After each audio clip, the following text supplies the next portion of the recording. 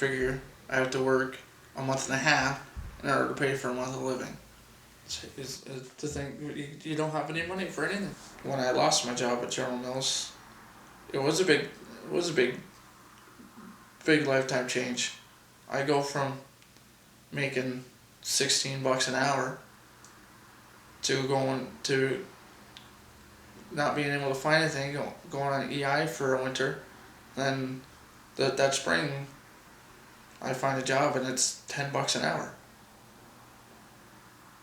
I lost 60% of my wage. And every job around this area now is, you're starting at 10 something an hour, $10 an hour, 10 and a quarter an hour. They start you at minimum wage. At General Mills, I was guaranteed a raise every year. I started at General Mills making $11, $13 an hour in 2003. And by the time the plant closed down in 2007, I was making almost $5 more. Unless I averaged about $1 a year raise. So technically, when the plant closed down, almost 3.5 years ago, so you figure that out, if I still had that job, I would be making 20 some odd bucks an hour, which would make life a lot easier. Twice the amount of what I'm making now. I'm half where I should be. So some of my monthly expenses, I pay $1,000 a month for rent. Then I have the phone bill, and the internet bill, and the satellite bill all on one. That's about, say, $150 a month. And then you get your other basic utilities. So after all that is said and done, I figure I have to work a month and a half in order to pay for a month of living. It puts a lot of stress on a relationship.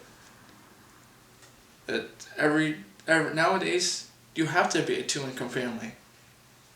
If one person is not making an income, the stress of, say, even wanting to go to the movies, or like when I worked at General Mills, I was making good money. I could afford to buy the stuff, like a set of golf clubs, or my ball stuff, or my ball equipment, or my hockey equipment. I afforded on my wage that I was working at General Mills, where I was making $16 an hour. But nowadays, I can't afford to, I play a lot of baseball. On minimum wage, 2-income family, yes. Minimum wage, 1-income family. No, you can't. It's $30. There's $30 in a weekend just to enter the tournament. Then you got to think you got to get your food for your drinks, your snacks. If you got kids, they got to be fed and hydrated throughout the day because it's so hot. Sunscreen. And then you're getting then you got to think about, you got to waste water on washing your clothes or having a shower or whatnot. It's like you gotta arrange your life around the way they got their peak hours set for your water bills. When it's off peak time, that's when you have your shower, because that's when it's the cheapest. Or you do your laundry. Most people used to do laundry during the day. Now you gotta wait till off peak hours to do laundry because it's cheaper. It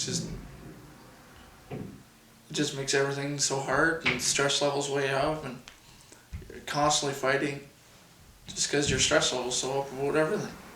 Yeah, the kids have to make sacrifices because you want to put them in they want to play this, or they want to play that, or the new toys are going out, or movies, or even just if you want to take them out for even at McDonald's, that used to be where families could do that almost any time, but now at minimum wage, you got to save up money just to go to McDonald's. Even if my kids have to go into debt, it makes me feel bad. to know that they're going to have to go in debt in order to send themselves through college and university to get themselves a good education, to get a good job, to get a degree or a degree in whatever, to make their lives easier. But then once they get out of college, they got to find the job in the program that they took in university. And I just think the job force out there, everything is going to where it's cheaper to be made. For me, to better my life, I've looked into joining the forces. And it's not for everybody. The forces aren't for everybody.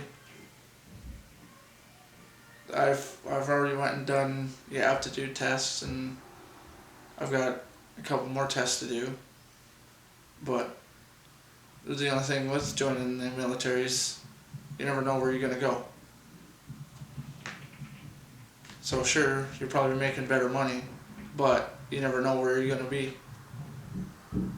a week in advance, or not even a couple days in advance. Say if there's been the tsunamis, the just natural disasters where they need the military's help. You never know where you're gonna be.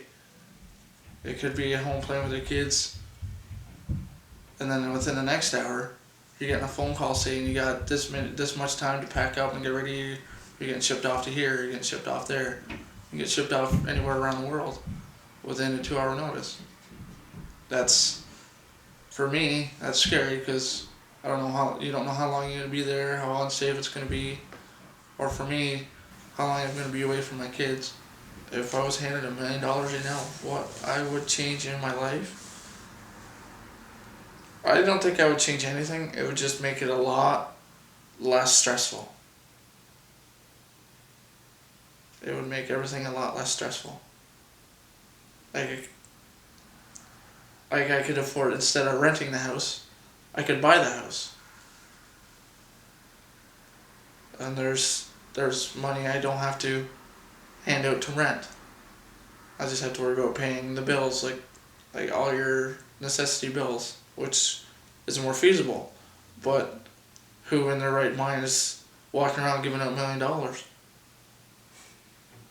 There is, like the saying goes, the rich get richer, the poor get poorer. And they said everyone's got equal rights. I don't think it's.